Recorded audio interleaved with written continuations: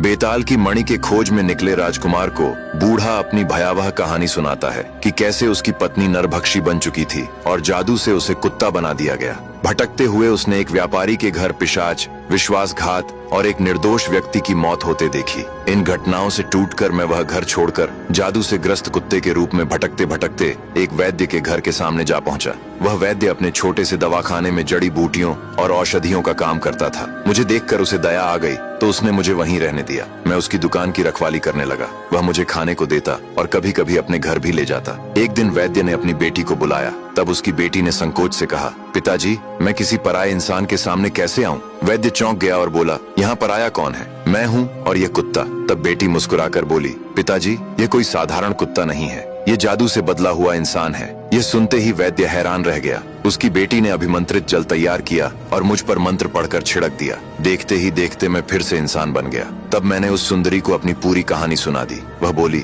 मुझे तुम्हारी पत्नी के बारे में सब पता है। हमने एक ही जादूगरनी से विद्या सीखी थी, लेकिन उसने इंसानों की मर्यादा तोड़ दी। वह एक राक्षस के प्रेम में पड़ गई थी, इसलिए हमने उससे नाता तोड़ लिया। लेकिन अब चिंता मत करो, मैं तुम्हारी मदद करूंगी। उसने मुझे एक छोटी सी बोतल में अभिमंत्रित जल दिया और कहा, इसे अपनी पत्नी पर छिड़कना और जो भी रूप देना चाहो उसका नाम ले लेना। मैं वह जल लेकर अपने घर पहुंचा। मेरी पत्नी को मेरे लौटने का जरा भी अंदाजा नहीं था। मुझे जीवित सामने खड़ा देखकर वह डर गई। उसके भागने से पहले ही मैंने उस पर जल छिड़कते हुए कहा, कुत्तिया बन जा, और पल भर में वह कुत्तियां बन गई। उस दिन से मैं इसे अपने साथ लिए घूमता हूँ। ये पूरी कहानी मैंने तुम्हें सुनाई ताकि तुम समझ सको कि इस संसार में न्याय और अन्याय का चक्र कैसे घूमता है। बूढ़ा राजकुमार से बात कर ही रहा था, तभी एक पिशाचिनी हाथ में बड़ी तलवार लिए उनकी ओर आई और गरज कर राजकुमार से बोली, तुमने मेरे बच्चे को क्यों मारा? अब आगे की कहानी जानने के लिए देखिए अगला भाग।